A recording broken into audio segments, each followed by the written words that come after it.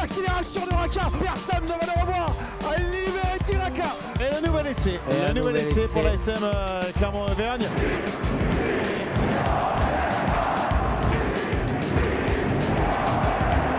Salut et bienvenue dans Ici Montferrand, jaune et bleu, effectivement pour cette émission une nouvelle fois spéciale et confinée, chacun dans son salon avec Fred Vernat et Christophe Buron. Bonjour messieurs. Bonjour Greg, bonjour à tous. Bonjour à tous. Avec cette question, faut-il s'obstiner à finir la saison de top 14 et même la saison tout court je vous pose la question messieurs, est-ce qu'il faut s'obstiner à la finir cette saison? J'aurais tendance à dire non. Toi Fred? J'aurais tendance à dire non mais... Ok. Fred est toujours dans la réponse de le Normand. Bien sûr. Alors juste, on pose la question parce qu'effectivement, il y a des nouvelles propositions pour s'adapter à la situation exceptionnelle, notamment celle-ci, de faire une formule qui commencerait donc en juin, si on peut, avec des quarts de demi-finale, des demi-finales et puis une finale le 10 juillet au Stade de France, tout en sachant que de toute façon, le président de la République l'a rappelé, il n'y aura pas de manifestations sportives avec du public avant la mi-juillet, donc avant le 15 juillet. Je crois que ce qu'il faut déjà dire, Greg, en préambule, c'est qu'on peut se poser aussi la question pourquoi les sports de salle, ce qu'on appelle le BHV dans notre jargon, basket, hand-volley, ont tout de suite baissé le rideau sur les saisons. C'est parce qu'ils ne dépendent pas économiquement de la même façon par rapport aux droits télé. Et les masses salariales en cours dans ces sports-là n'ont rien à voir. Bon, évidemment, on met le foot hors catégorie, mais même avec le rugby, c'est-à-dire que le chômage partiel va très largement amortir les déficits budgétaires de ces sports et des clubs. Le rugby, c'est un peu différent, c'est pas situé entre le foot et le reste, mais on sent bien que le rugby a besoin de rejouer, d'avoir cette manne de droits télé, même si elle n'en est pas aussi dépendante que le foot. Et donc, c'est pour ça que le rugby s'obstine aujourd'hui à créer des scénarios. Donc, tu l'as dit, il y a deux scénarios. Il y a le scénario de mi-juin, juillet, avec la finale programmée, qui est une possibilité de jouer le 18 juillet avec une réservation du Stade de France qui a déjà été faite. Et une autre version un peu plus lointaine avec une reprise de phase finale, mais extrêmement réduite dans ce cas-là, qui ne devrait concerner qu'une demi-finale, enfin deux demi-finales et une finale qui serait en août. Mais au-delà de cet aspect, Christophe, économique, tu as raison de rappeler tout ça. C'est aussi le problème qui est inhérent au rugby par rapport aux autres sports, c'est ce délai incompressible entre les matchs. C'est-à-dire que même sur le foot, on peut imaginer des matchs tous les 3 jours. Pour le basket, on peut imaginer des matchs encore plus rapprochés. Au volley, c'est la même chose. Sur le rugby, on peut difficilement quand même enlever ce délai incompressible de récupération de plus ou moins une semaine entre les matchs, ce qui fait que finalement les dates, elles n'existent plus. Oui, mais pourquoi ne pas baisser le rideau sur la saison et dire stop, on arrête tout. Il resterait juste l'épineux problème. Je conçois que il y aura forcément des déçus sur les 6 qualifiés pour la Coupe d'Europe. Mais sinon, on peut fermer le rideau et l'histoire retiendra qu'il n'y a pas de champion de France de rugby en 2020, comme ça va être le cas dans d'autres sports. Je suis un peu sur cette... le basket, on se retrouve en septembre et puis voilà quoi. Et puis on se reparle en septembre. Tout à fait. On pourrait dire ça. Déjà, on peut aussi poser une autre question. Quelle valeur aurait, si par bonheur on arrive à faire des phases finales à 4, à 8, à 32 équipes, peu importe, mais qu'on arrive à faire des phases finales début août, quelle valeur honnêtement aura ce titre de champion de France dans l'histoire? C'est vrai. Je pose la question. J'ai pas forcément la réponse, mais est-ce que c'est pas de fait, quoi qu'il arrive, un titre qui sera pas dire bradé, mais pas loin. Bradé, puis d'autant qu'il y a un côté inéquitable quand même qui est flagrant si on retient la formule du mois d'août avec des demi-finales. Au mois d'août, ça veut dire on se retrouve au mois d'août parce qu'on ne peut pas jouer avant. Oui, tout à fait. Il y a 4 équipes qualifiées, donc Clermont n'en a pas. Ouais, et c'est vraiment inéquitable à mon sens dans la mesure où autant Lyon et Bordeaux ont pris les devants en une dizaine de points d'avance et leur place ne conteste pas, il n'y a pas de problème. On va demander à Julien Vollet de mettre justement le classement de ce top 14. Et effectivement, on se rend compte que Clermont n'est pas si lâché que ça. Surtout que le programme qui attendait Clermont et qui est déjà un peu passé, il recevait Toulon et le Racing au stade Michelin, quoi. Donc Clermont pouvait légitimement penser que la 3e place n'était pas complètement utopique, quoi. Donc qualifier que 4 clubs pour les demi-finales, comme dit Fred, à la sortie, ça fera un champion forcément un peu contestable, quoi. Surtout que dans le même mouvement, on a l'idée d'organiser un championnat d'Europe, une Coupe d'Europe l'année prochaine, une Champions Cup, avec les 8 premiers. C'est dans les tuyaux, en effet. Ça a été une proposition qui a été faite à l'EPCR par les clubs français, notamment Toulouse, et reprise par l'ASM, de changer le programme, la formule entière de la Champions Cup avec 8 poules de 3, ce qui enlèverait une épine du pied à la Ligue et au top 14, c'est-à-dire que les 8 premiers seraient qualifiés, et là il y a une vraie légitimité de requalifier et Montpellier et le Stade Toulousain qui sont 7e et 8e. Et il y a un autre avantage aussi, c'est que ça enlève 2 dates. Cette formule-là enlèverait 2 dates puisque la première phase, la phase de poule, donc à 3 équipes, ne laisserait que 4 dates de Coupe d'Europe, en tout cas dans un premier temps, ce qui libère évidemment 2 dates dans le calendrier. Sur un calendrier qui risque, quoi qu'il arrive, d'être surchargé à la rentrée, c'est pas négligeable. Surchargé. Alors déjà pour finir avec la parenthèse Coupe d'Europe, j'étais plutôt confiant sur ce changement de formule dans la mesure où l'OPCR avait l'air d'être un peu séduite par cette solution. Je pensais que les Celtes, qui sont en fait le vrai barrage, enfin le vrai problème qu'il faut convaincre et qui donnent leur accord, mais d'après mes dernières informations, ils sont pas prêts à faire des cadeaux au rugby français. C'est pas gagné l'affaire parce que les Français ils sont dans le collimateur, ils accusent le rugby français de tous les maux et qui les mettent en danger sur le plan économique, ils viennent chercher leurs meilleurs joueurs. Je parle des Irlandais, des Gallois et des Écossais, là.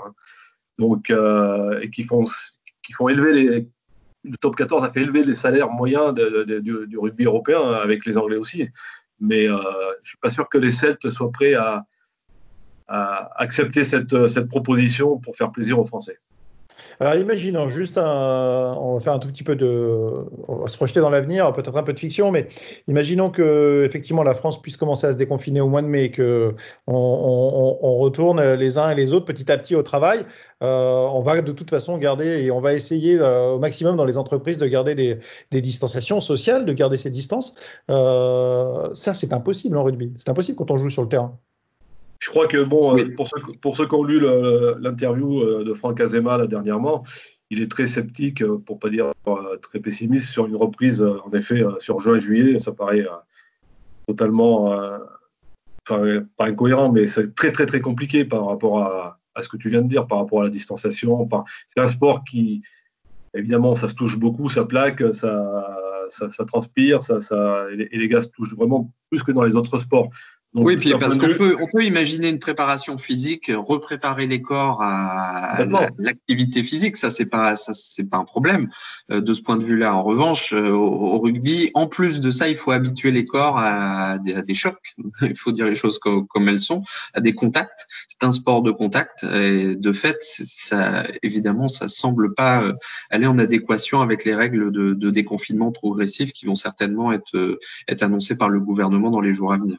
Les joueurs sont discuter un tout petit peu avec les uns et les autres de combien de temps il faut pour remettre le cavalier sur la selle là, parce que justement pour repartir sur des chocs, la prépa physique et tout, il va falloir combien de temps pour ça minimum?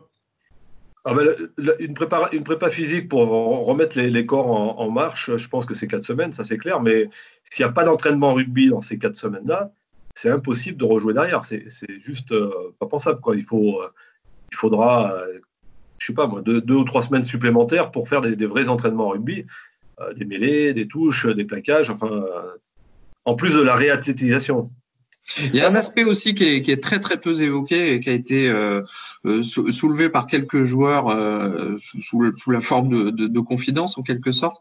C'est l'aspect psychologique aussi qu'on a tendance un peu à minimiser, mais il faut se dire que voilà, les joueurs sont dans un certain esprit actuellement. Pour eux, quelque part, la saison elle est terminée. Et ne serait-ce que d'imaginer pouvoir repartir en plus sur des matchs décisifs de phase finale à la rentrée comme ça, en se jetant un peu dans le vide. Enfin, il y a eu, on a débranché quoi là où du côté des joueurs. Il faut dire les choses comme elles sont. ils ont débranché, et puis n'oublions pas, on va certainement aborder le sujet, c'est que l'option des matchs qui reprendraient à la deuxième quinzaine d'août pour finir la saison, ça sera avec des effectifs modifiés, les effectifs de la saison prochaine.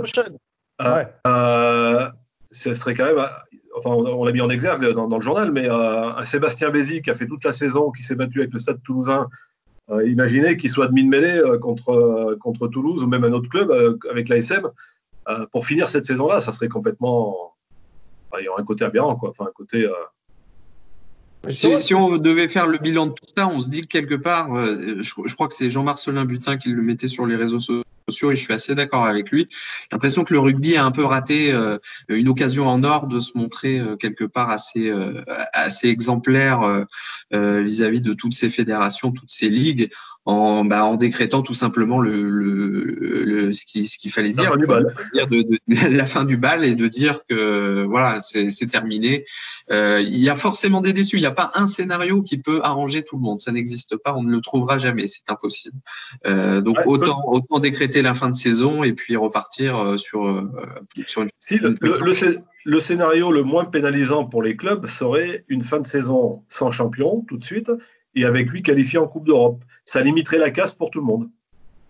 Parce qu'il faut aussi dire quelque chose. Je trouve que la problématique du rugby n'est pas tout à fait la même que dans d'autres championnats où le champion est décrété sans phase finale. Là, faut pas oublier. L'ASM est malheureusement bien placé pour le savoir. C'est pas parce qu'on a 50 points d'avance au classement et qu'on est premier qu'on a la garantie de soulever le trophée à la fin de la saison. Donc, même la position des Lyonnais et des Bordelais de ce point de vue-là est contestable. Hein. Il y avait aucune garantie d'être champion de France à la fin de la saison. On rappellera pour mémoire. Pardon Greg, on rappellera pour mémoire pour continuer sur ce que dit Fred, il a raison. C'est que l'année dernière, la finale entre Clermont et Toulouse a opposé les deux premiers de la saison régulière. C'était une première depuis plus de 10 ans. Oui, et je disais en plus là, sans faire outrage ni à Bordeaux ni à Lyon, leur position est quand même grandement due à la Coupe du Monde et au nombre de doublons qu'il y a eu en début de saison. Hein. Absolument. Oui, absolument. Et puis le Stade Toulousain, pour prendre cet exemple, a joué cette saison 13 matchs sur les 16 ou 17 sur des doublons, c'est-à-dire handicapés par l'absence des internationaux entre la Coupe du Monde et le tournoi. Moi, je me mets à la place du Stade Toulousain. C'est vrai que s'ils étaient écartés de tout cette année, avec un champion, et puis même pas européen l'année prochaine, il y aurait vraiment de quoi râler, quoi. Juste pour suivre l'actualité, Christophe, on disait la semaine dernière que le diffuseur, en l'occurrence Canal+, mettait pas trop la pression sur le rugby parce que c'était, il y avait un accord, tout ça, ça se passait bien.